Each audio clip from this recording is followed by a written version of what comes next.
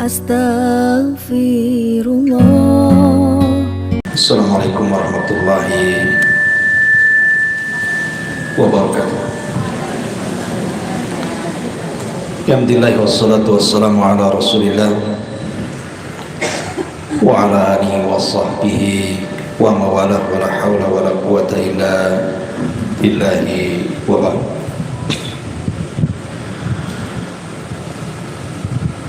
Baik, kita lanjutkan kajian kita, masih membahas tafsir dari surah Al-Baqarah, dan kita sudah masuki ayat ke-119. A'udzubillahi minasyaitonir rajim. Bismillahirrahmanirrahim. Inna arsalnaka bil haqqi basyiran wa nadhiran wa la tus'alu an ashabil jahim. Dalam qiraah wa la tas'al an ashabil jahim. Wa lan tarda anka al-yahud wa lan nasara hatta tattabi'a millatahum.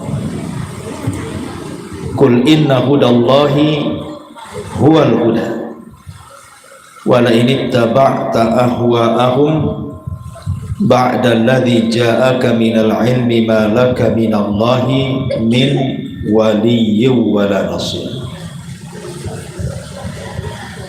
Sungguh kami telah mengutusmu wahai Muhammad dengan kebenaran sebagai pembawa berita gembira dan pemberi peringatan, dan engkau tidak akan diminta pertanggungjawaban tentang penghuni-penghuni neraka itu. Dan orang-orang Yahudi dan Nasrani tidak akan redha kepada wahai Muhammad selamanya sebelum engkau mengikuti agama mereka. Katakanlah, sesungguhnya petunjuk Allah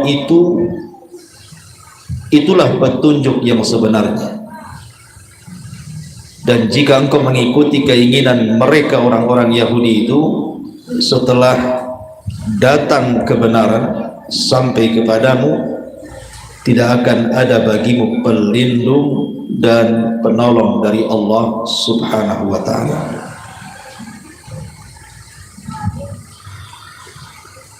Tapi di sini Allah Subhanahu wa ta'ala mengatakan inna arsalnaka bil haqqi basyiran wa nadhira, di mana Allah Subhanahu wa ta'ala menegaskan kepada Rasul, wahai Rasul, aku atau kami telah mengutus engkau, maksudnya bil haqqi di sini dengan agama yang hak, yang diperkuat dengan hujah-hujah dan mukjizat-mukjizat. Jadi Nabi SAW diutus oleh Allah itu diberikan dua mukjizat untuk membenarkan kerasulannya. Pertama al-hujaj, hujah-hujah, dan itu dalam bentuk Al-Quran dan sunnah Nabi SAW. Karena Rasul mengatakan inni utitul kitab wa mithlahuma, aku diberikan Alkitab, maksudnya Al-Quran, dan yang semisalnya, maksudnya sunnah. Itu artinya mukjizat al-hujaj. Yang kedua mukjizat keanehan, seperti bulan terbelah menjadi dua, air keluar dari jari jemari Rasul SAW bisa bicara dengan unta, dan banyak lagi. Makanan yang sedikit jadi banyak, gitu kan. Itu kan keanehan-keanehan, mampu menjawab sesuatu yang gaib karena wahyu dari Allah Azza wa Jalla.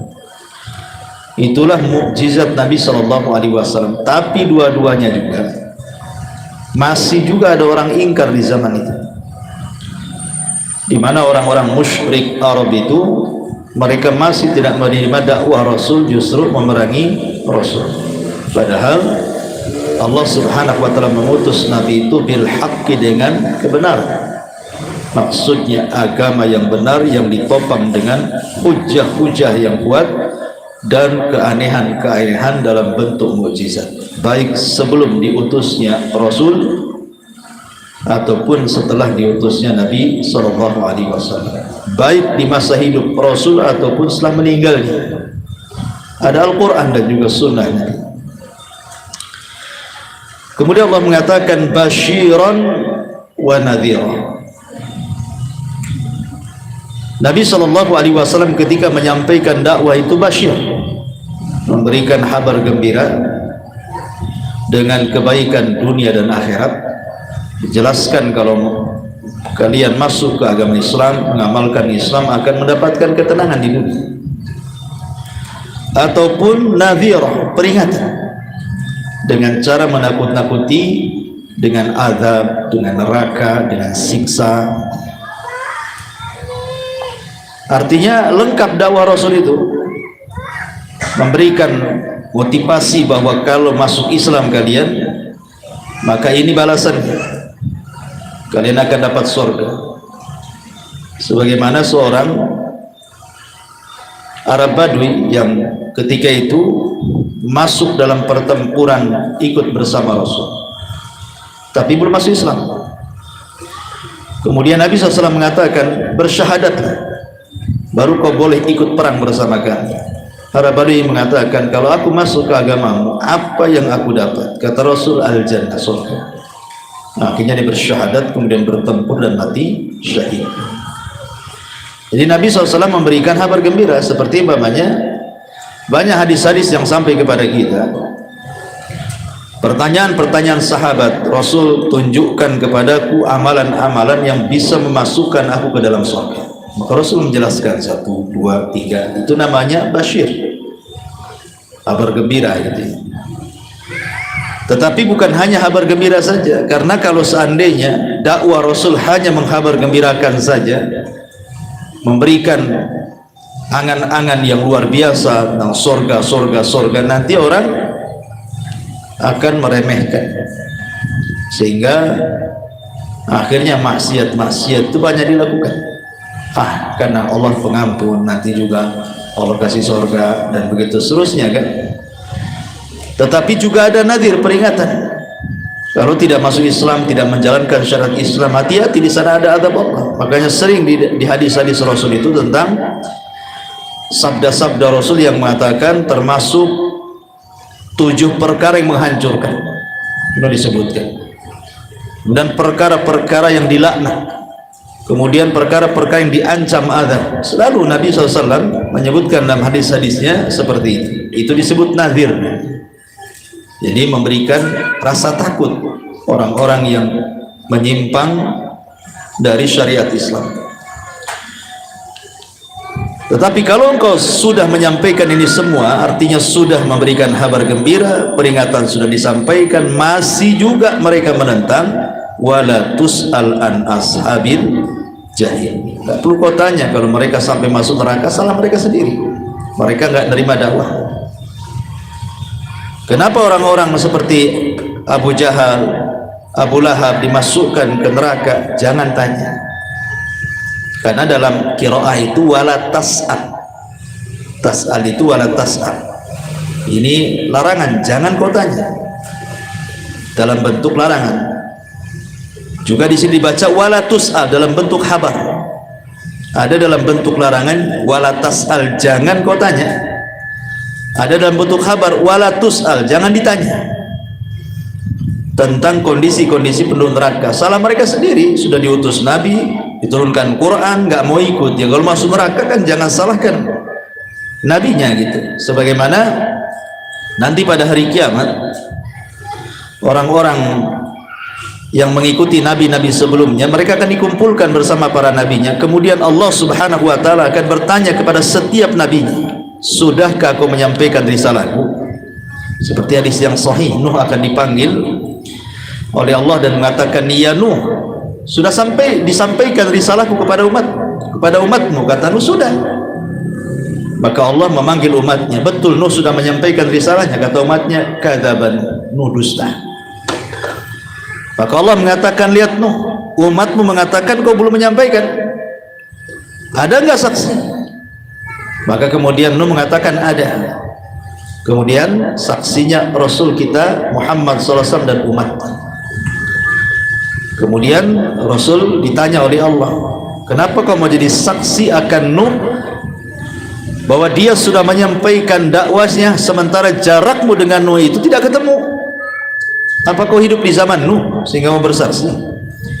Maka Nabi SAW mengatakan, aku walaupun tidak hidup di zaman Nuh, tetapi aku yakin Nuh sudah menyampaikan risalahnya. Kata Allah, bagaimana kau tahu? Karena engkau sendiri yang menghabarkan dalam Al-Quran bahwa Nuh sudah menyampaikan risalahnya. Maka Nuh dikuatkan dengan Nabi kita Muhammad SAW. Inilah isyarat dari firman Allah Subhanahu wa Ta'ala, di mana setiap umat itu akan didatangkan saksi. Kemudian Allah mengatakan, wajibna bika ala haula'i syahida, dan engkau Muhammad kami jadikan bagi mereka sebagai saksi. Kemudian setelahnya Allah mengatakan, wala tarda ankal yahudu wala nasara. Lan artinya lita'bid, selamanya, gitu. Lan di sini artinya litabid, sama dengan kalimat lan yakhluqa duba, bahwa berhala-berhala itu tidak akan sanggup menciptakan seekor lalat. Artinya selamanya, selamanya berhala itu walaupun dikumpulkan satu dunia sekalipun tidak akan sanggup menciptakan lalat. Lan yakhluq, selamanya tidak akan menciptakan. Sama juga lan tarda, selamanya tidak akan reda. Angka kepadamu wahai Muhammad siapa? Al-Yahudu, pertama Yahudi, wan Nasara, dan juga Nasrani. Kenapa Yahudi didahulukan? Karena Allah Subhanahu wa Ta'ala mengatakan, la tajidanna asyaddan nas adawatan lilladzina amanul yahuda walladzina asyraku wala tajidanna aqrabahum mawaddatan lilladzina amanu alladzina qalu inna nasara. Engkau akan dapati manusia yang paling keras permusuhannya dengan orang-orang yang beriman adalah Yahudi. Yahudi itu paling keras permusuhannya dengan orang-orang yang beriman. Baru setelah itu orang-orang musyrik. Dan engkau akan dapati manusia yang lebih dekat dari mereka, orang-orang kafir, kecintaannya kepada orang-orang yang beriman adalah orang-orang yang mengatakan kami Nasara. Maka lihat di zaman Nabi yang banyak masuk Islam, Yahudi apa Nasrani? Nasrani. Satu Nejron itu masuk Islam semua. Sementara Yahudi 10 orang aja nggak ada selama Rasul hidup sampai wafat. 10 orang nggak ada. Padahal pemimpin mereka masuk Islam, Abdullah ibn Salam, pun pengikutnya tidak ada yang masuk Islam, kan? Menunjukkan permusuhan mereka itu sengit dengan Rasul, padahal mereka sudah tahu kebenaran. Jadi orang-orang Yahudi Madinah itu tahu kebenaran, sama dengan Fir'aun tahu kebenaran bahwa Musa itu nabi. Makanya Allah mengatakan, wajahadu biha wastaiqanatha anfusuhum zulman wa uluwan. Mereka itu hanya menentang, tapi dalam hatinya yakin bahwa Musa itu nabi. Lalu kenapa mereka tidak beriman? Zulman, karena kezaliman yang mereka miliki, wa uluan, dan kesombongan yang ada pada dada mereka. Jadi zalim dan sombong itu yang menghalangi hidayah. Kenapa Fir'aun tidak masuk kepada agama Musa? Begitu juga orang-orang Yahudi Madinah sudah tahu kebenaran. Buktinya yang sudah saya kisahkan tentang kisah Huyai ibn Akhtab yang mengintip Rasul dengan saudaranya Yasir. Kemudian dari pagi sampai sore kan mengintip Rasul itu. Rupanya setelah pulang dari Kuba kemudian balik ke Madinah, kata Yasir mengatakan, ya Huyai, apakah betul dia nabi? Kata Huyai, iya dia nabi, persis seperti yang dicantumkan dalam Taurat. Apakah kita harus ikut dia? Gak usah. Gak mau pula dia. Sudah tahu nabi, dia mengatakan gak usah ikut, katanya. Dia mengatakan saya akan perangi dia selama saya masih hidup, katanya. Malah ngomong gitu pula Huyai bin Akhtab. Makanya Huyai bin Akhtab akhirnya mati di tangan kaum muslimin di perang Bani Quraidah.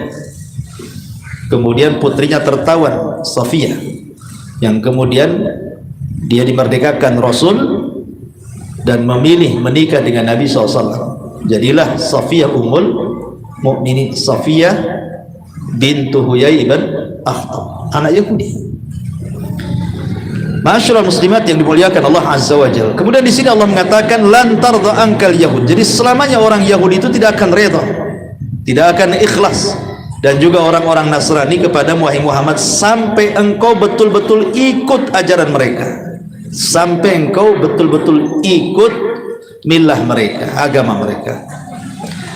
Jadi sehebat apapun kita tanazul, mengalah kepada orang-orang Yahudi itu, maka orang Yahudi tidak akan terima alasan kita. Saya contohkan, sekarang kan banyak tuh masjid-masjid yang dibangun di Eropa, basisnya orang Yahudi kan di sana. Walaupun kita tahu penggeraknya Israel, tapi orang-orang cerdasnya kan tersebar di Eropa. Yang memainkan dunia itu kan orang-orang Yahudi. Sampai saya itu punya syekh di Yaman itu namanya Syekh Abu Hati, hafizahullah ta'ala. Beliau pernah tinggal di Amerika lama sekali. Jadi beliau bercerita bahwa di sekitar Gunung Putih itu banyak orang-orang Yahudi, itu kelas dunia, orang cerdas-cerdas tinggal di sekitar situ. Itulah yang kemudian menghembus-hembuskan orang-orang yang ada di sana, pemerintahnya. Ya. Artinya mereka itu banyak bercokol di Eropa. Lah kalau seandainya taruhlah sekarang orang-orang Yahudi membolehkan membangun masjid di Amerika, di Eropa, atau mungkin di Israel sana ya, di pusatnya gitu ya. Kemudian mereka beralasan, sekarang saya izinkan kalian bangun masjid negeri kami, sekarang izinkan kami juga bangun sinagog atau gereja di negeri kalian. Kan begitu alasannya. Kan sekarang kami sudah boleh nih, banyak kok sekarang masjid dibangun di negeri kami, kenapa kami tak boleh bangun masjid di negeri kalian? Apa yang kita jawab? Kita katakan ini urusan agama, bukan urusan memberi ataupun menerima. Ini urusan agama, bukan memberi dan menerima. Bukan kalian sudah memberi kepada kami, kita pun harus menerima. Enggak begitu agama itu. Bukan memberi menerima agama itu. Ya kalian sudah membolehkan kami membangun masjid negeri kalian, bukan berarti kalian bolehkan bangun di negeri kami, gitu maksudnya. Sekarang dia logika, kalau kita orang-orang Patikan sana, di Patikan sana mereka membolehkan bangun masjid di samping Patikan. Pertanyaannya, apa kita mungkin membangun gereja di samping Ka'bah? Logikanya di mana? Ya, umpamanya seperti itulah, mereka mengizinkan bangun masjid di samping Patikan. Nah, karena kami sudah kasih kalian tempat di Patikan bangun masjid, sekarang izinkan kami juga bangun masjid di samping Ka'bah. Gimana ceritanya? Ya. Jadi agama itu bukan memberi dan menerima, enggak gitu. Ini agama masalahnya. Kata Nabi SAW, tidak boleh ada orang kafir di Jazirah Arab yang selamanya tidak boleh ada tempat ibadah, kan begitu? Karena Rasul yang ngomong. Nggak boleh di negeri Makkah Madinah itu dibangun gereja, nggak bisa. Ini memang Rasul yang mengatakan seperti itu. Jadi agama itu bukan memberi dan menerima, nggak begitu. Agama ya agama. Makanya setelahnya Allah mengatakan kul inna hudallah wal huda. Di sini katakan sesungguhnya petunjuk Allah itulah petunjuk. Kita ngikuti petunjuk. Sama sekarang pamannya, apabila datang hari raya mereka atau hari raya kita, anggaplah Idul Fitri, Idul Adha, kemudian mereka pasang spanduk di gereja mereka, depan gereja, selamat untuk saudara kita kaum muslimin ya, merayakan hari raya Idul Fitri 1444 Hijriah umpamanya. Semua gereja ditaruh gitu. Datanglah giliran Natal, apa kita pasang juga depan masjid kita? Nggak bisa kayak gitu. Agama itu bukan menerima, bukan memberi, nggak bisa. Ini soal agama. Kita dilarang mengucapkan Natal masalahnya. Ini agama. Yang kedua, mereka yang kita yakini dari umat Islam itu sudah tidak berpegang lagi dengan agama mereka masalahnya. Lain dengan kita. Kita masih berpegang dengan Quran Sunnah, tapi agama mereka itu sudah nggak berpegang dengan agama mereka, sudah lari gitu kan. Dan yang mengatakan seperti itu Allah sendiri, bukan Nabi Muhammad, bukan juga para sahabat, bukan para ulama. Allah sendiri yang mengatakan mereka merubah-rubah agamanya mereka sendiri.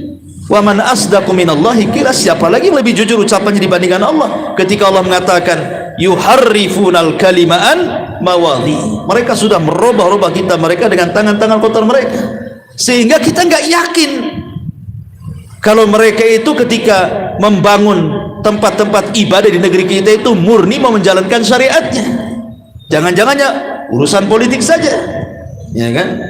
Mereka sedang menghancurkan kaum muslimin, tapi dengan cara apa?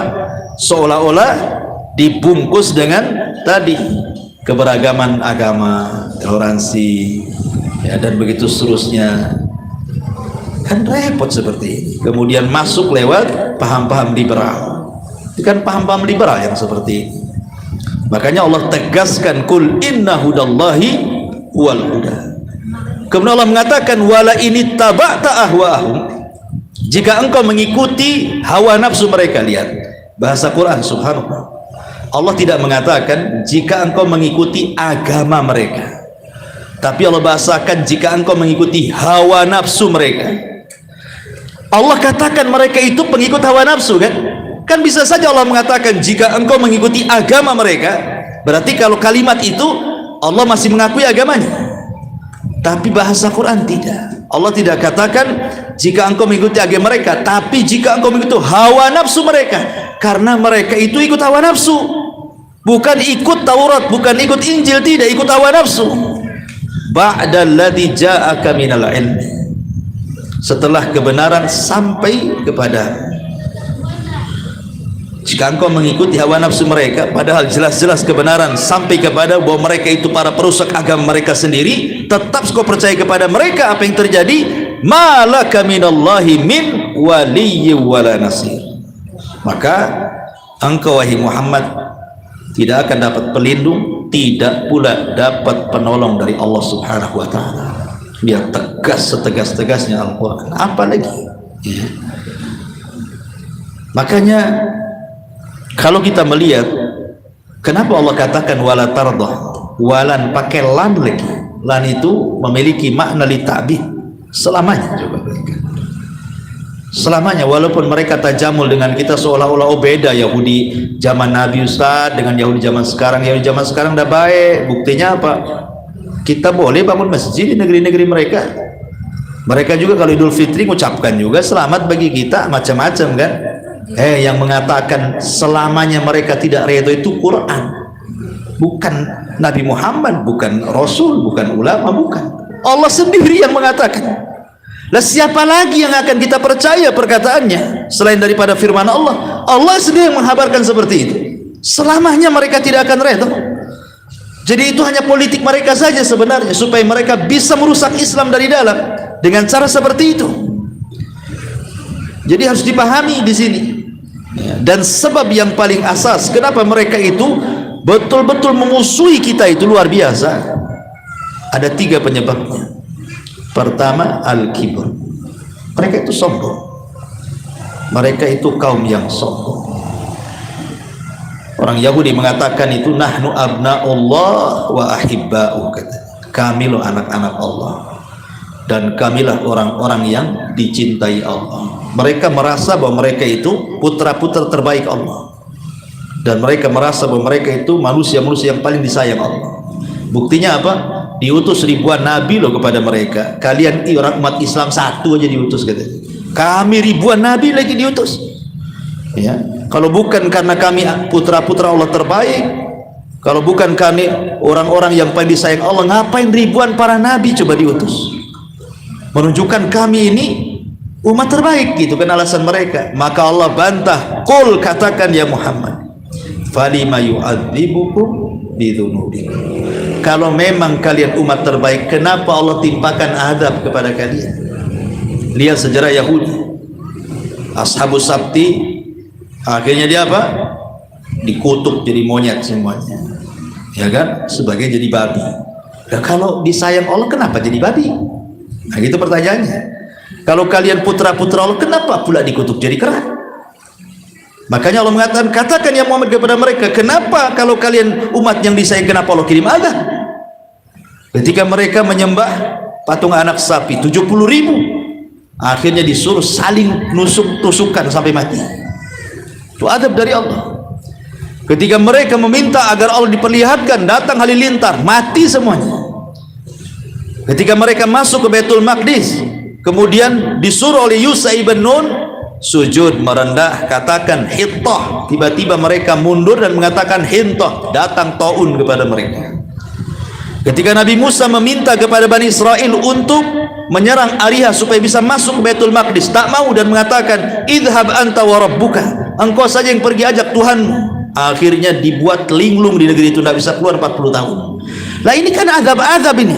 Kalau memang kalian merasa kami ini umat yang baik, kami ini umat yang putra-putra Tuhan terbaik, katakan ya Muhammad, kenapa kalian itu disiksa atas dosa-dosa kalian?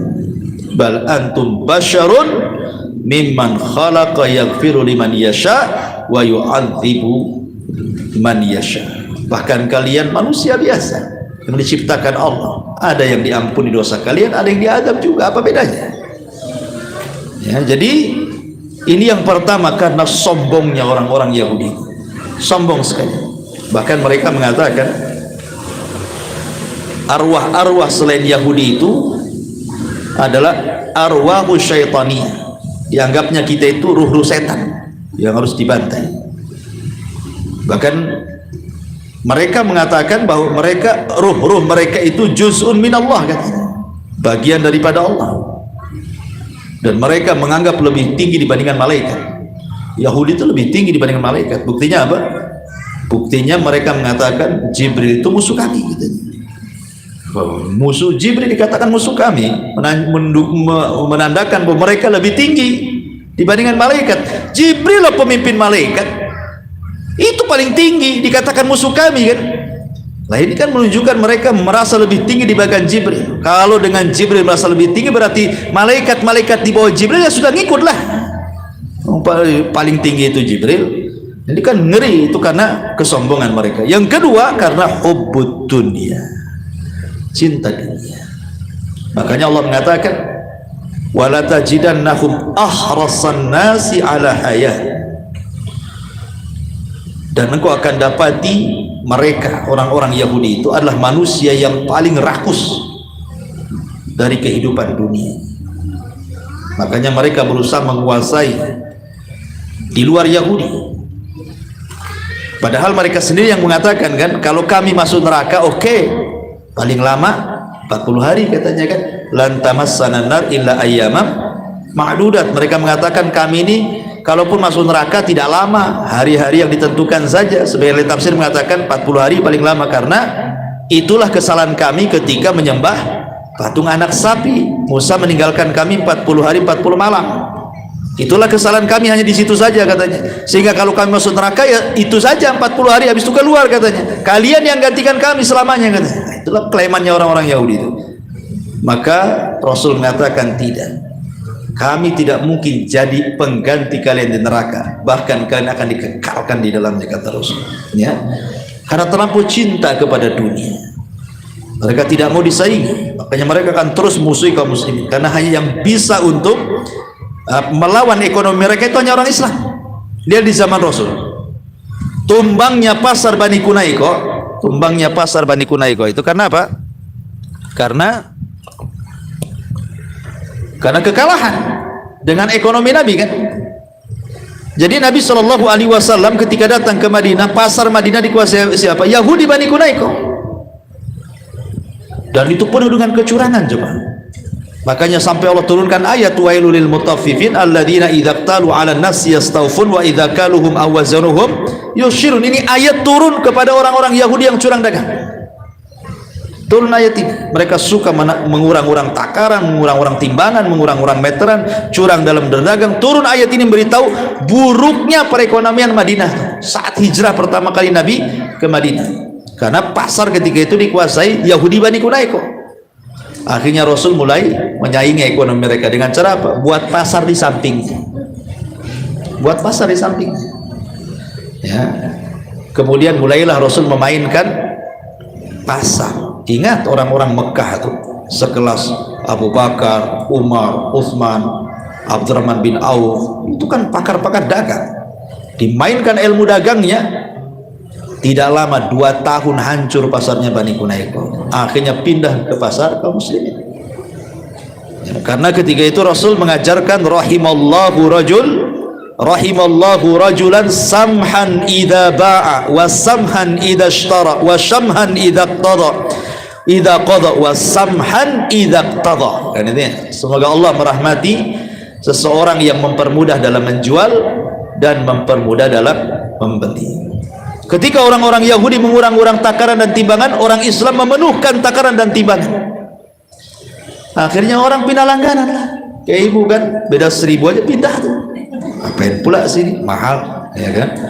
Jangan kan 1500 aja diomeli. Sana aja enggak segini kok segini gitu. Pindah saja. Lihat, bayangkan. Itu strategisnya kaum muslimin kan. Di sana beli beras 1 kilo dapatnya 9 on. Di sini beli beras 1 kilo dapat pula sekilo si on. Ya orang-orang Yahudinya pindahlah langgarannya ke kaum muslimin. Ya roboh tuh pasarnya Bani Quraisyah. Akhirnya beralih kepada pasarnya kaum muslimin. Makanya dendamnya luar biasa mereka itu kepada Rasul karena menghancurkan pasar. Ya, karena mereka itu hubud dunia, sangat cinta dengan dunia. Kemudian yang lebih parah lagi, permusuhan mereka itu karena hasad. Hasadnya luar biasa.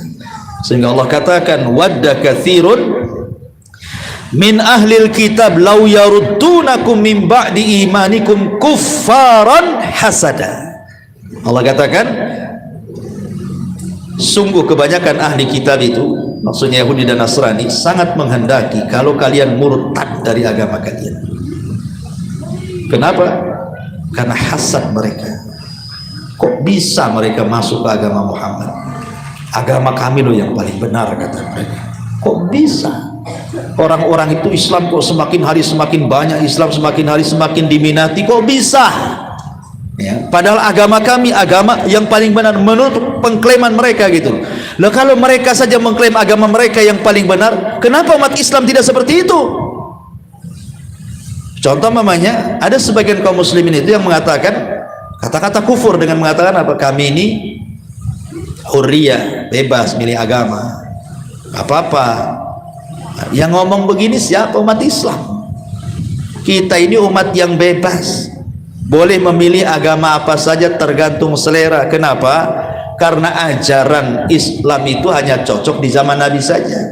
Jilbab itu loh cocok di zaman Nabi. Sekarang nggak cocok lagi. Nah, mulailah mereka mempertanyakan soal ajaran Islam, bahwa ajaran Islam itu hanya cocok di zaman Nabi, tidak cocok di zaman sekarang. Jalan, kalau di zaman Nabi cingkrang ya cocok, zaman sekarang mana tak cocok lah. Zaman Nabi janggut, ya zaman sekarang tak cocok. Cadar tak cocok di zaman sekarang ini. Karena sudah zaman modern, ya sekarang ini zamannya bukan zaman unta, udah zaman Vespa katanya kan, repot kalau kayak gini. Itu kan bahasa-bahasa sebenarnya datang dari mereka supaya ada persamaan agama di dirinya kaum muslim itu, walaupun mereka tidak keluar dari Islam itu, tapi bagaimana mereka itu meninggalkan Islam tanpa merubah KTP Islam, itu maksudnya. Nggak apa-apa KTP mereka Islam, tapi mereka sudah tidak Islam lagi. Jadi keluar dari Islam tanpa sadar. Nah, itulah tujuan mereka itu. Tujuan mereka itu supaya kita keluar dari Islam tanpa merubah KTP. KTP-nya Islam, tapi sebenarnya dia kafir. Dijadikan alat oleh mereka untuk menghilangkan Islam dari dalam. Maka jadilah bazar-bazar Islam. Kesannya bazar-bazar Islam kan. Akhirnya menghina Allah, menghina Rasul, menghina ayat-ayat. Dikatakan agama semua sama, macam-macam akhirnya kan. Nah, ini kan bahaya, sangat bahaya sekali. Itu karena hasad mereka berusaha untuk masuk dari kalangan kaum muslimin. Maka dibuatlah Islam ini rusak dari dalam. Makanya ada perkataan Freemasonry. Ya, apa kata Freemasonry itu? Dia mengatakan menghancurkan Islam tidak perlu perang pakai senjata, tidak perlu, cukup katanya habis baterainya ada. Boleh.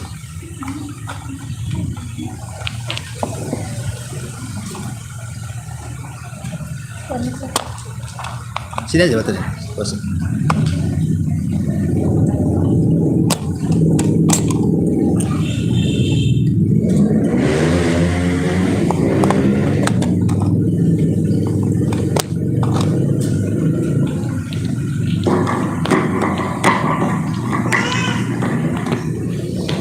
Ya, jadi dia mengatakan cukuplah menghancurkan Islam itu tidak perlu mengangkat senjata.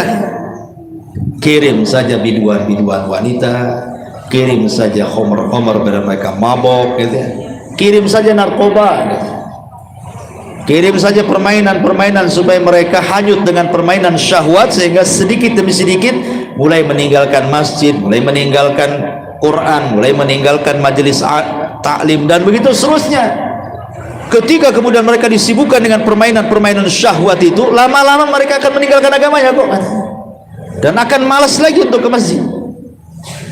Makanya kata Jenderal Israel itu di YouTube itu, kalau sampai orang-orang Palestina itu sholat subuhnya sebanyak sholat Jumat, kemudian perang, pasti kami kalahkan. Seandainya, dia Jenderal Israel yang ngomong, seandainya orang-orang Palestina sholat subuhnya sama dengan Jumat ramenya gitu ya, kemudian mereka menyerang kami, dipastikan kami kalah kan. Coba kan. Kenapa? Karena kekuatan itu ada di masjid. Dan nanti di akhir zaman bagaimana Dajjal yang sangat kuat pasukannya, yang di backing oleh Yahudi Asfahan, 70.000 pasukan terbaik Yahudi, kalah. Kenapa? Setelah mereka sholat subuh. Kan penyerangannya setelah sholat subuh. Isa sholat di belakang Al-Mahdi subuh, kemudian tuh kalah pasukan Dajjal, bahkan Dajjal mati. Makanya wajar kalau seandainya mereka sendiri sudah bocor gitu ya hadis-hadis kepada mereka. Makanya mereka juga mengatakan kalau seandainya kaum muslim ini sholat subuhnya itu sudah kayak Jumat di mana-mana, itu menunjukkan kebangkitan kaum muslim. Dan kaum muslimin ini kalau perang pasti menang. Kenapa? Persis seperti Khalid bin Walid, nahnu nuhibbul mauta kama tuhibbul haya, karena kami suka mati syahid sebagaimana kalian cinta dengan kehidupan. Itu. Jadi situlah kekuatan ini. 3 poin kenapa Yahudi itu sangat benci. Walan tarda anka, karena kibar kesombongan mereka, karena hubud dunianya, dan karena hasadnya mereka kepada kaum muslimin. Masyarul muslimin yang dimuliakan Allah Azza wa Jalla. Adapun kalau kita sedikit memperpanjang pembahasan, yang namanya Yahudi tetap ya Yahudi, nggak mungkin akan berubah. Yahudi itu tetap Yahudi, kelicikannya ya tetap licik, tidak mungkin berubah jadi baik. Karena lembaran-lembaran sejarah itu menjadi sebuah pelajaran. Ya, jejak digital mereka itu sejak zaman dulu, zaman Nabi Musa yang menyelamatkan mereka itu, sampai kemudian Musa meninggal, sampai di zaman Rasul, tidak ada yang putih, semua hitam. Ya, kalau buku itu semua hitam tuh lembaran, nggak ada putih-putih. Pertama, at-takdzibu likulli rusuli wa du'atil muslimin. Kebiasaan mereka suka mendustakan kepada tiap-tiap para rasul yang diutus Allah, bahkan para duat yang memperbaiki. Tidak ada yang beriman kecuali sedikit. Lihat bagaimana Allah mengatakan, wa ajib an ja'ahum munzirun minhum wa qala al-kafiruna hadza sahirun kadzdzab. Dan sangat mengherankan kondisi mereka orang-orang kafir itu, Yahudi dan Nasrani itu, apabila datang kepada mereka orang yang memberikan peringatan dari mereka sendiri, diutus Nabi dan Rasul dari kalangan mereka sendiri. Qala al-kafirun, berkata orang-orang kafir, hadza sihrun kadzdzab, ini seorang penyihir dan pendusta. Begitu. Setiap rasul diutus kepada mereka ini pendusta, penyihir, pendusta, penyihir. Sampai kepada Rasulullah dikatakan pendusta, penyihir. Sehingga dari sini menunjukkan bahwa penentangan Yahudi itu sejak dulu kepada para nabinya itu sangat luar biasa. Makanya Rasul mengatakan fa inna ba ahlaka man kana qablakum, karena hancurnya umat sebelum kalian itu ikhtilafuhum ala kathratu masailihim wa ikhtilafuhum ala anbiya'i, terlampau banyak tanya dan terlampau banyak menyelisihi nabinya. Lihat kisah Baqarah itu kan, banyak tanya. Kata Nabi Musa, sembelih sapi betina itu. Coba kalau mereka menyembelih, senang saja, mau yang kecil, mau yang besar, mau yang betina, mau yang laki-laki, mau yang sehat, mau yang sakit, mau yang gemuk, mau yang kurus, senang nyarinya. Tapi karena banyak tanya, seperti apa sapinya, muda ke anak-anak, warnanya macam mana, sudah dipekerjakan atau belum, kan repot jadinya. Itulah banyak soalan. Belum lagi menyelisih nabinya, suka menyelisih nabinya. Makanya kenapa mereka dihancurkan seperti itu, karena mereka suka mendustakan para nabi, termasuk Rasul kita Muhammad SAW. Jangankan kita, Yahudi itu tidak pernah mengakui Isa bin Maryam sampai hari ini, padahal sama-sama nabi dari Bani Israel kan. Musa Bani Israel, Isa pun Bani Israel, dua-duanya lo dari Bani Israel. Bahkan Isa itu Rasul terakhir dari Bani Israel. Isa saja mereka dustakan kok, apalagi Nabi kita yang bukan Bani Israel, orang Arab gitu ya. Sesama Nabi Bani Israel saja didustakannya. Dikatakan Isa itu anak zina, dikatakan ibunya pelacur, dikatakan Injil itu kitab dongeng. Mana ada di sinagog Yahudi itu ada Injil? Tidak ada. Padahal orang-orang Nasrani masih memakai Taurat. Anehnya orang Nasrani walaupun didusta-dustakan Yahudi, dipakai juga kitabnya Yahudi kan. Makanya kenapa orang Nasrani mengkafirkan Yahudi? Sebagaimana Nasrani mengkafirkan Yahudi karena tidak mengakui kerasulan Isa, kita juga kafirkan Nasrani karena Nasrani juga kurang lebih tidak mengakui Rasul kita kan. Apa bedanya? Kalian mengkafirkan Yahudi kenapa? Yahudi nggak mengakui Isa kok. Nah sekarang saya tanya, kalian mengakui Muhammad? Tidak, kafir juga kalian. Nah, selesai. Agak kafir mengkafirkan jadi. Itu ya. Karena mereka nggak ngaku. Coba kalau kalian mau mengakui kita, kalian mukmin, tapi tidak mengakui, dihapus pula nama Muhammad Ahmad itu dalam kitab-kitab mereka. Jadi tidak bisa. Kembali kepada awal tadi. Jadi agama itu adalah petunjuk Allah, harus tegas. Enak kali orang Islam itu. Kenapa? Masa wanita-wanita kami bisa dinikahi laki-laki kalian? Wanita-wanita kalian tak bisa pula dinikahi kami. Kita katakan bisa, asal akui Nabi kalian. Ucapkan syahadat, asyhadu an la ilaha illallah, asyhadu anna Muhammadar, tafadhal, silahkan ambil. Asal itu saja syaratnya. Selama kalian tidak mengakui Nabi kami, selama itu kami tidak akan memberi wanita kami. Kan gitu, tegas. Ya. Kok enak kali? Kenapa kalian? Ya kalau begitu kami pun haramkanlah wanita-wanita kami menikah dengan laki-laki kalian. Silahkan, terserah. Karena itu emang kami kurang wanita? Kan begitu ya? Apa kita senang aja jawabnya.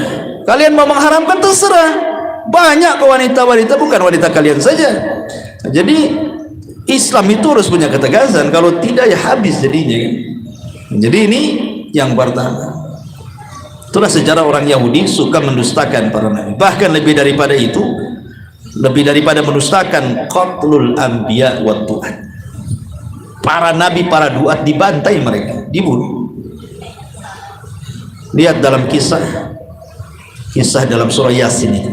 Satu desa diutus 3 duat, ada yang mengatakan 3 nabi, ada yang mengatakan menurut riwayat mereka para dai yang diutus Nabi Isa ke sebuah tempat namanya Antokia. Jadi desa itu namanya Antokia. Awalnya diutus 2 dai, ada yang mengatakan 2 nabi.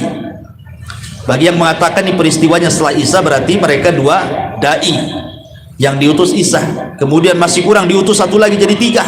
Bayangkan. Terakhir dibantai juga. Lihat dalam surah Yasin. Ataupun nabi-nabi yang masyhur lah dari 25 nabi dan rasul kan. Nabi Yahya dipenggal lehernya, Nabi Zakaria digergaji mati, Nabi Isa dikepung hampir dibunuh, kalau tidak diangkat ke langit mati juga dia. Nabi Samuel, banyak para nabi mereka yang dibantai mereka, karena bahkan nabi kita saja nggak lepas dari pembunuhan, disihir 6 bulan terkena sihir. Tapi Allah mengatakan wallahi ya'simuka minan nas, tenang wahai Muhammad, Allah menjaga kamu tidak akan bisa dibunuh seketika dengan sihir.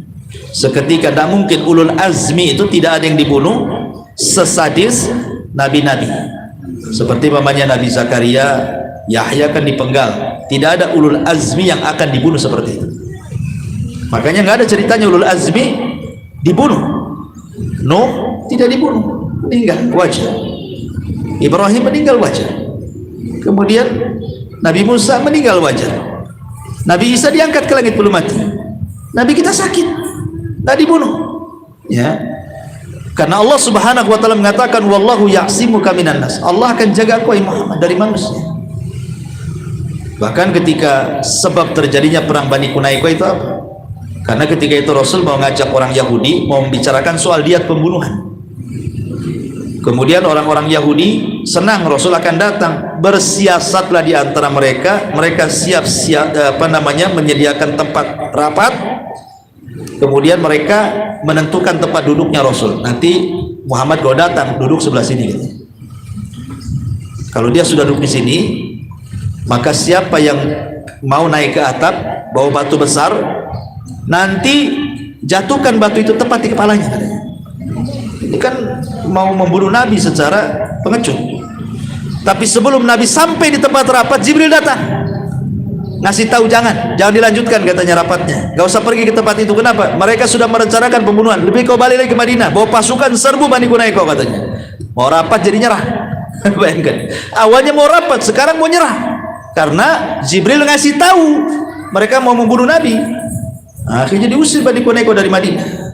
Jadi yang mengusir Bani Quraisyah dari Madinah itu mereka sendiri, karena mereka suka membatalkan perjanjian. Bukan Islam mengusir mereka, mereka yang membatalkan perjanjian. Kan sudah tertuang kalau mereka sampai menjadi perjanjian, konsekuensinya keluar.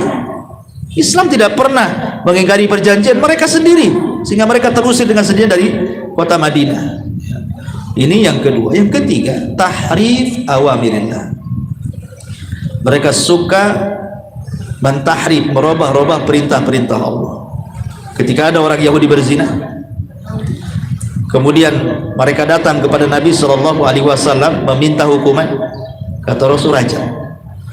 Tapi mereka mengatakan, kalau dalam syariat kami wahai Muhammad tidak ada rajam. Lalu apa? Kami cambuk dan kami permalukan. Kalau begitu bacakan Taurat.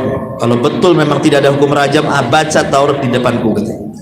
Akhirnya Rasul memanggil Abdullah bin Salam, ditaruh di sampingnya. Baca kata Rasul. Ketika dibaca sampai pula ke ayat rajam, ditutup sama jempolnya. Ya Rasul kan tidak tahu, Abdullah bin Salam yang paham, buka jempolmu katanya. Dibuka jempolnya, ada ayat rajam. Kau bilang kau tak ada ayat rajam katanya. Ini ada ayat rajam. Rajam sekarang katanya. Kan? Jadi mereka itu menutup-nutupi, masih mending ditutupi. Ada yang sampai ditahrif, dirobah-robah isinya kan. Ini yang ketiga. Yang keempat, sekalipun mereka masuk ke dalam Islam, mereka itu masuknya hanya nifaq, sebagai orang munafik saja.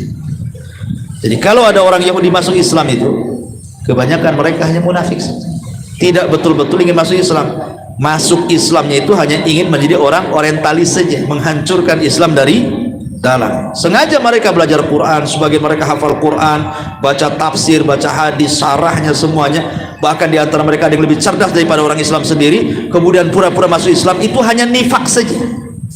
Jadi orang orientalis saja, hanya untuk menghancurkan Islam dari dalam. Tidak ikhlas mereka masuk ke dalam Islam. Kemudian yang nomor 5, ad-dukhulu fil Islam thumma ar-riddatu anhu. Makanya ada di antara mereka yang pura-pura masuk Islam, habis itu murtad lagi. Ya tadi, karena mereka masuknya saja dalam rangka kemunafikan. Kemudian yang nomor 6, as'ilatut ta'an. Mereka suka tanya-tanya tetapi tidak pernah masuk Islam. Di zaman Nabi kan banyak orang Yahudi yang tanya-tanya sama Nabi itu. Muhammad, kalau kau bisa menjawab kami beriman katanya. Dan kau seorang Nabi, kalau kau tak bisa jawab kami tidak beriman, kau bukan Nabi katanya. Kata Rasul, apa pertanyaannya? Dikasihlah 1, 2, 3, 4. Apa itu ruh? Kenapa anak mirip dengan bapaknya? Apa itu makanan pertama ahli sorga? Macam-macam pertanyaannya. Kemudian Jibril datang, kasih tahu jawabannya. Nih jawabannya, 1, 2, 3, 4. Ah, sekarang betulkan jawabanku, masuklah kalian ke dalam Islam. Oh, tunggu dulu Muhammad, sekarang saya mau tanya, siapa yang ngasih tahu Jibril? Oh, nggak bisa, Jibril musuh kami katanya. Coba kalau yang ngasih tahu Mikail, kan masuk Islam katanya. Mereka hanya cari-cari alasan saja, ininya ta'annud kan itu ya. Nggak mau itu, mereka banyak tanya saja. Nah, makanya orang yang ta'annud itu menyerupai orang-orang Yahudi. Orang-orang yang suka tanya-tanya nggak ada faedahnya itu bukan karena cari hidayah, tapi hanya untuk ya memperberat di dalam Islam saja. Itu tradisinya orang Yahudi. Kemudian yang nomor 7, at-tahrish bainal muslimin. Mereka suka mencerai-beraikan kaum muslimin. Ingat, kenapa Nabi menyuruh membakar Masjid Dirar? Masjid Dirar yang dibuat orang munafik karena kerjasama dengan Yahudi. Jadi zaman dulu orang-orang musyrik dengan Yahudi itu suka sekongkol untuk menghancurkan kaum muslimin. Seperti orang musyrik Arab datang ke Madinah menceritakan, wahai Yahudi, di negeri kami Mekah ada orang yang ngaku nabi. Siapa namanya? Muhammad. Oh baik, kalau gitu tanyalah beberapa soalan. Kalau dia sanggup jawab, memang dia nabi. Kalau bukan, dustakan kenabiannya. Datang orang musyrik. Jadi yang ngajari bertanya itu orang Yahudi, bukan untuk beriman kan, hanya untuk memecah belah saja. Kemudian orang-orang Yahudi ditanya, mana lebih baik kami ataukah orang Islam katanya. Oh, katanya orang Yahudi, agama kalian lebih hebat dibandingkan agama Muhammad. Padahal mereka tahu agama Islam lebih dekat dengan mereka dibandingkan musyrik. Tapi karena intinya ingin memecah belah, makanya mereka mengatakan seperti itu. Makanya lihat ketika perang Ahzab tuh, orang-orang Yahudi yang ada dalam perjanjian itu di agama Madinah berkhianat kan? Berkhianat keluar. Bani Quraidah itu. Akhirnya apa? Dikiranya orang musyrik akan menang, rupanya orang Islam menang. Kapok sekarang. Mereka sudah tahu perjanjiannya dibatalkan dengan kaum muslimin, makanya Nabi SAW kemudian diperintahkan Allah untuk menyerang Bani Quraidah. Padahal tadinya Bani Quraidah baik-baik saja dengan kaum muslimin hubungannya kan, tapi mereka malah membantu perang melawan kaum muslimin dengan orang-orang musyrik Arab. Kata Rasul, idhabu ila Bani Quraidah fala tusalliyanna ahadakumul asra illa fi Bani Quraidah. Pergi serang Bani Quraidah, jangan sholat asar di jalan. Artinya Rasul mengatakan serbu secepatnya. Gitu maksudnya. Karena mereka sekongkol dengan orang-orang musyrik. Makanya sampai hari ini orang Yahudi itu bersekongkol dengan Nasrani, bersekongkol dengan agama-agama kafir yang lainnya hanya untuk menekan kaum muslimin. Karena bagaimanapun orang-orang kafir itu, kata para ulama, millatun wahid. Walaupun beda agama, tapi mereka satu keyakinan kufur. Beda dengan kita kaum muslimin. Betul-betul agama yang satu. Ya. Inilah yang kemudian sebab-sebab inilah sejarah-sejarah tempo lalu sampai sekarang, maka kita tidak akan pernah percaya dengan trik-triknya orang Yahudi. Tetap mereka itu wala tardo angkal Yahud wala Nasara, tidak akan redho selamanya orang Yahudi dan Nasrani sampai engkau mengikuti agama mereka. Jadi jangan pernahlah menyuarakan sebenarnya semua agama baik. Baca ayat ini, mereka tidak akan ridho kita katakan semua agama baik. Quran yang mengatakan. Jangan pernah katakan semua agama baik, semua juga ibaratnya banyak jalan menuju Roma, dari mana-mana saja toh sampai di Roma juga katanya. Kalian mau Islam, mau Kristen, mau Yahudi, mau Konghucu, mau Buddha, mau sampai surga, nanti ketemu salaman di surga katanya. Apa bahasa seperti ini? Ya. Jadi tidak ada dalam Islam mengenal tentang wahdatul adyan, kesamaan agama. Karena dalam Islam itu kita katakan kesamaan kekufuran, ya. Mereka sama dalam kekufuran. Kufrun itu millatun wahid. Tapi Islam beda. Islam ini agama tauhid. Qul huwallahu ahad, Allahus samad, lam yalid wa lam yulad. Jelas, tidak Tuhan kita dilahirkan, tidak pula melahirkan. Yahudi mengatakan Uzair anak Allah, Nasrani mengatakan Isa anak Allah, Islam mengatakan Allah ahad. Selesai. Dari sini saja sudah dasar kita bahwa kita akan berbeda dengan mereka. Kita ini agama yang mengesahkan, mereka agama yang menyebutkan. Sehingga jangan katakan semua agama sama. Ini kebatilan. Wallahu a'lam. Baik, ini diantara catatan penting dalam surah Al-Baqarah 119 dan 120. Baik, sebelum saya tutup silakan. Ada yang bertanya.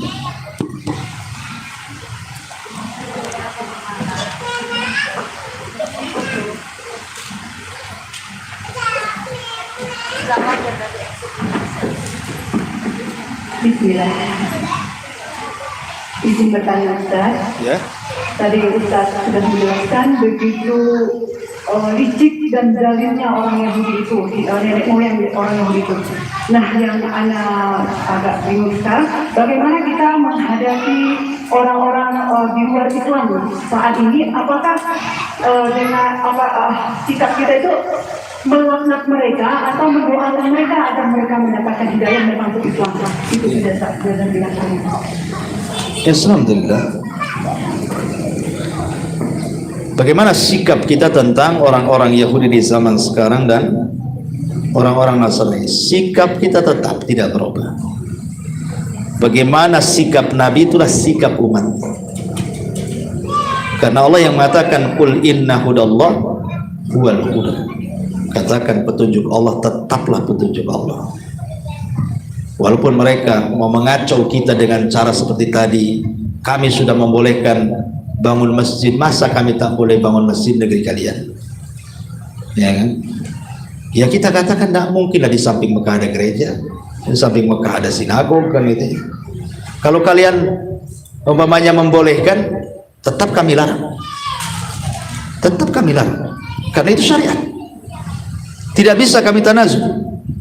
Tetap kami larang. Kalian memasang spanduk selamat hari raya, kami tidak akan pakai karena ini agama. Tetap kami akan larang, tidak boleh. Kalian mengatakan enak saja kalian menikahi wanita-wanita kami, kenapa wanita kalian tidak dinikahi? Tetap kami larang, ini agama. Sikap kita begitu, harus tegas. Agama tetap agama. Qul inna hudallah huwal huda, petunjuk tetap petunjuk gitu ya. Jangan berubah. Oh enggak Ustaz, Yahudi sekarang beda dengan Yahudi zaman Nabi. Tetap tidak berubah. Kata siapa? Allah yang mengatakan wala tardo. Saya keras begini karena memang Allah yang mengatakan seperti ini. Kecuali kalau ada ayat yang mengatakan nanti Yahudi masa depan akan baik, mungkin. Tak ada ayat seperti itu. Padahal Allah itu maha tahu yang telah, yang sedang, dan yang akan datang. Allah itu maha tahu itu. Allah yang telah tahu, yang sedang tahu, yang akan datang pun tahu. Kenapa Allah yang maha tahu yang akan datang tidak berfirman dalam Quran nanti sudah 14 abad yang silam setelahnya Yahudi akan baik? Katakanlah semua agama sama. Nggak ada. Kenapa nggak ada di Quran? Apa Allah lupa? Mustahil. Wa makana rabbuka nasiya. Allah tidak mungkin lupa. Ya. Kalau kalian mengatakan boleh, kalian yang menganggap Allah lupa, pada Allah tidak lupa. Enak kali kalian mengatakan seperti itu. Jadi dengan tegas. Ya, tetapi walaupun ketegasan kita itu kan sikap kepada kita. Kita tegas seperti itu. Tetapi ketika kita berhadapan dengan mereka, ya tentu kita tampakkan akhlak Islam lah. Ya, maksudnya ini kan sikap kita dengan mereka. Kita harus punya sikap lah kan gitu. Sikap kita dengan mereka seperti ini. Tapi kalau berhadapan dengan mereka, tetap Rasul lembut dengan Yahudi. Ada Yahudi sakit, datang dia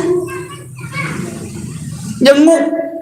Kemudian Rasul mengatakan ya gulam la ilaha illallah.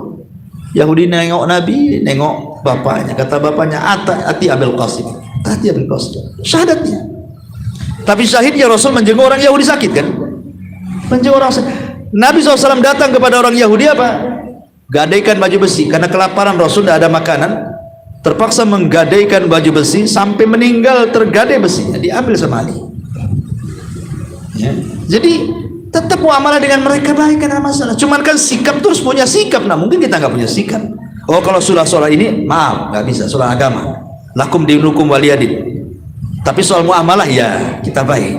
Soal muamalah ayo kita bisnis. Ya nggak ada masalah soal muamalah. Tapi kalau soal agama, ranah agama, oh maaf, lakum dinukum waliyadin. Kami punya keyakinan. Ya, kau juga punya keyakinan. La ikraha fiddin. Islam tidak memaksa orang dalam agama. Tapi kalau soal muamalah berbeda sikap. Tetap baik dengan mereka. Kalau apalagi kalau orang tuanya Nasrani, tetap berbuat baik dengan orang tua. Tidak ada beda.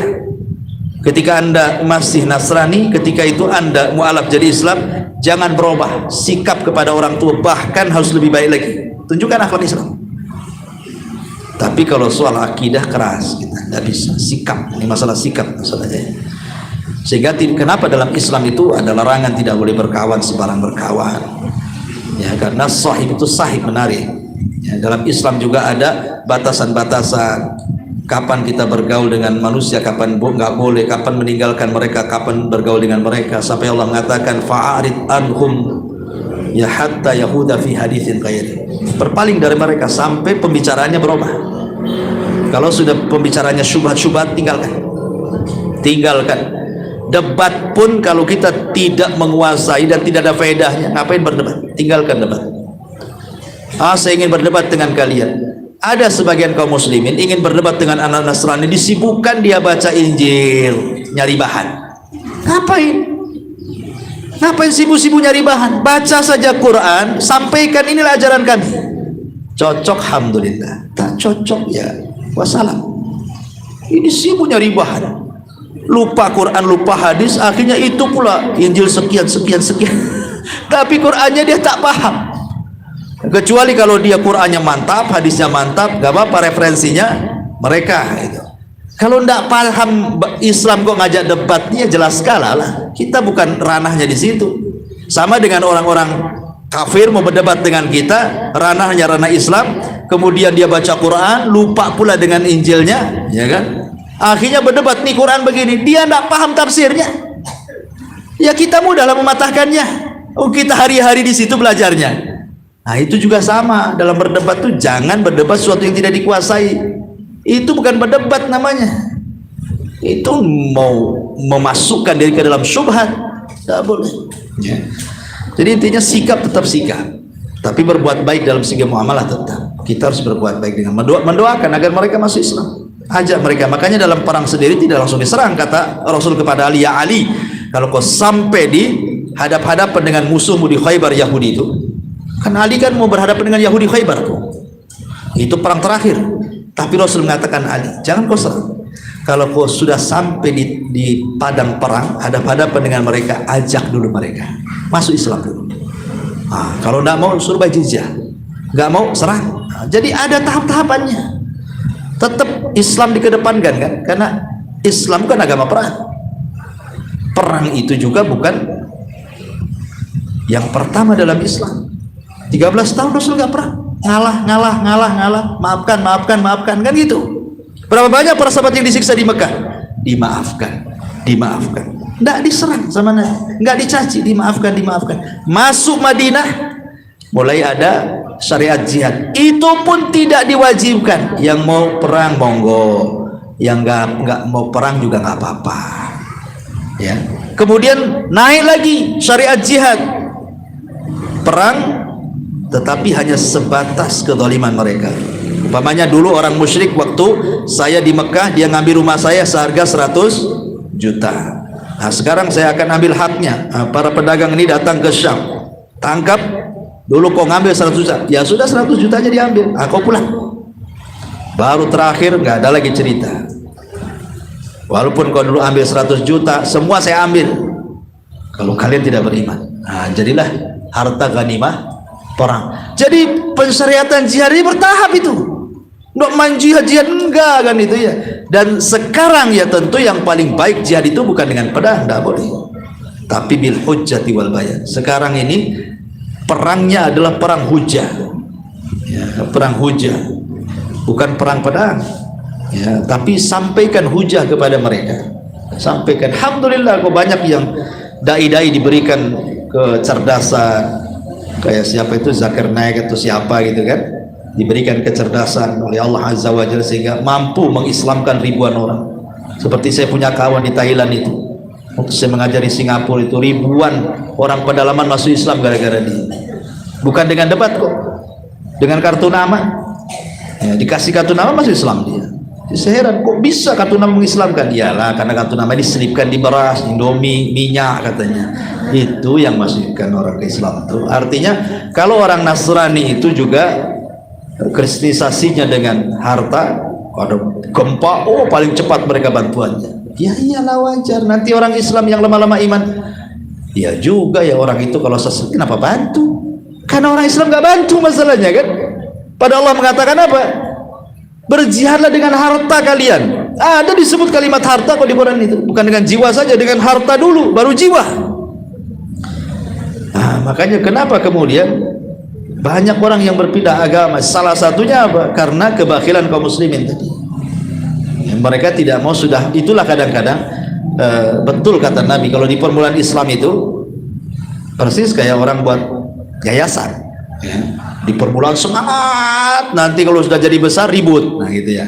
Islam juga sama begitu. Di permulaan Islam tuh semangat semuanya kan. Ketika sahabat meninggal, Rasul meninggal, mulai ribut. Kenapa? Sudah banyak harta didapat. Negara-negara sudah dikuasai, ghanimah di mana-mana, Islam sudah kaya, lupa dengan agamanya, mulai ribut, ya kan? Pengen jadi pemimpin, yang satunya pengen menjadi pemimpin, mulai pecah kaum muslimin. Semenjak robohnya Turki Utsmani sampai sekarang ya. Ya. Walaupun di zaman Turki Utsmani itu sebelum Mustafa Kemal dan sampai hari ini kan, itu kan masihlah ada berpegang dengan Quran Sunnah itu, walaupun banyak kezaliman, tetapi kan kondisinya lebih baik karena acuan mereka tetap Quran Sunnah. Artinya belum sampai kepada pemerintah yang disabdakan Rasul Jabbar. Ya, mulkun adad mungkin gitu ya. Pemerintah yang saling menjatuh-jatuhkan. Di zaman dulu kan modelnya gitu, diracun rajanya naik ininya, dibunuh rajanya naik ini kan, itu namanya adad namanya kan. Tapi kan tidak sampai Jabbar. Jabbar itu memang betul-betul lalim, zalim gitu ya. Makanya setelah runtuh Turki Utsmani itulah sebagian ulama memprediksi inilah jangan-jangan fase keempat yang disebut dengan mulkun Jabbar itulah. Ya tunggu nanti sampai Minhaj Nubuwah lah, kedatangan Imam Mahdi. Itu fase yang kelima terakhir. Ada ulama yang mengatakan seperti itu. Ya. Tetapi ya begitulah kondisinya. Wallahu a'lam. Ya. Liberal letaknya di mana? Apanya? Liberal letaknya di mana? Letaknya orang liberal. Ya liberal itu ya nggak jelas letaknya. Hampir di semua tempat ada. Di semua organisasi masuk, di semua kampus masuk. Liberal ini sebenarnya asalnya ketika filsafat itu mulai masuk. Kan masuknya liberal ini kan karena dari ilmu kalam filsafat. Yang mulai dari dulu peneriakan emansipasi perempuan dan begitu seterusnya kan, mulai orang alergi jilbab sampai ke sekarang istilahnya Islamophobia bahasa kitanya kan, mulai orang dibencikan dengan Islam kan. Ya itu pun ya dikarenakan ada sebagian oknum dalam Islam sendiri yang membuat hal-hal yang kemudian orang-orang yang tidak suka dengan Islam dijadikan objek. Oh ini bisa kita serang Islam dari oknum ini. Umpamanya ada orang yang jihad, mengatasnamakan jihad, ngebom gitu kan. Nah, ini kesempatan menjelekkan Islam dengan dikatakan Islam agama sadis, agama radikalis, agama teroris dan begitu seterusnya. Padahal tidak semua. Di negeri kita loh, jutaan umat Islam. Sekarang kelompok teroris itu emang berapa orang bisa hitung dengan jari? Dibandingkan dengan ribuan jumlah kaum muslimin satu Indonesia kan. Tapi kenapa langsung diumumkan bahwa Islam itu agama sadis, agama radikalis, agama teroris, seolah-olah Islamnya kan. Kenapa tidak oknum? Bukankah setiap agama itu ada oknumnya? Lah pengeboman di Amerika sana, penembakan mahasiswa sampai mati-mati semua itu, siapa yang melakukan? Umat Islam? Enggak juga, agamanya bukan Islam.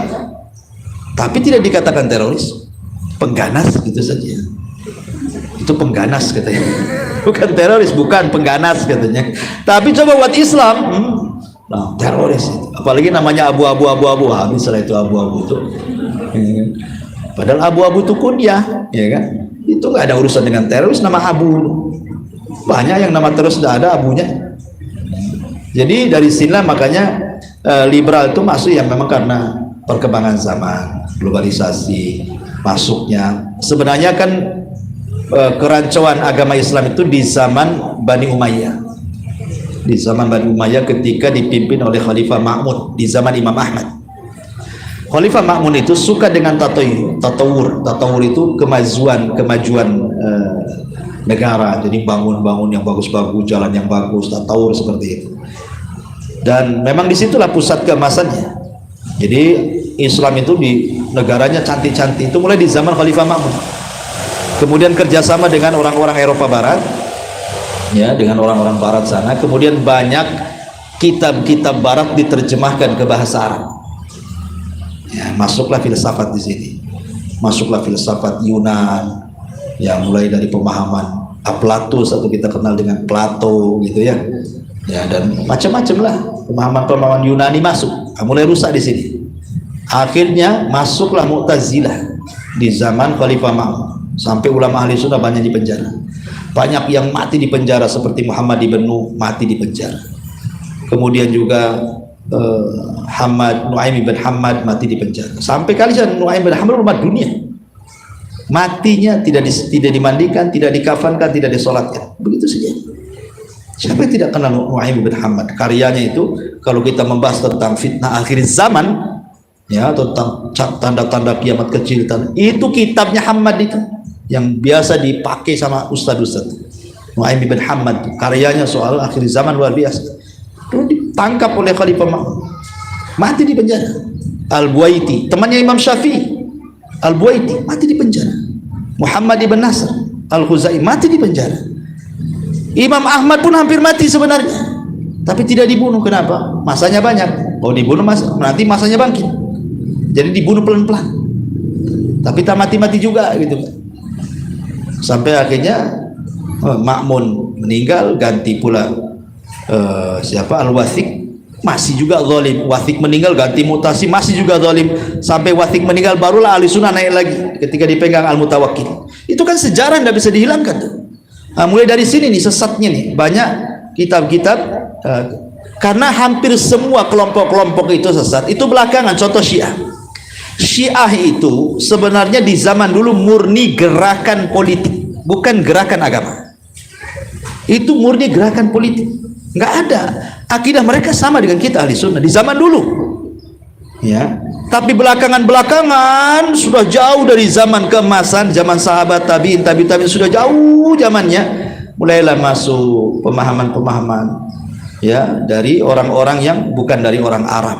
Masuk, akhirnya menciptakan agama Syiah. Dari gerakan politik menjadi gerakan akidah. Dari tidak punya masjid Syiah jadi punya masjid Syiah. Sama dengan Khawarij juga sama. Gerakannya murni gerakan politik di zaman itu, ya. Tapi belakangan berubah menjadi gerakan agama. Nah, kadang-kadang seperti itu kesesatan itu. Nah, sekarang juga mulai lagi kan. Kalau dulu di Turki zaman Kemal dirobohkan sama pemerintahan sekarang, dihapus lah itu ajaran-ajaran yang nggak benar kan, mulailah dikembalikan. Di negeri kita terbalik. Itu ya. Islamnya jauh pula yang aneh-aneh yang datang kan. Semua agama sama, ini sama, itu sama, lama-lama habis. Bahkan ada yang melarang pengajian di masjid, melarang tidak boleh sekolahkan di sana kan itu. Kemudian dicap-cap macam-macam dengan cap seorang lari kan, repot zaman sekarang. Gimana orang mau dijauhkan dari Islam sedikit demi sedikit kan? Ya kita berdoa kepada Allah mudah-mudahan kita dijauhkan dari fitnah. Wallahu a'lam, saya kira cukuplah. Di sini subhanallah bihamdika asyhadu an la ilaha illa anta astaghfiruka wa atubu ilaik. Wallahu ta'ala. Assalamualaikum warahmatullahi wabarakatuh.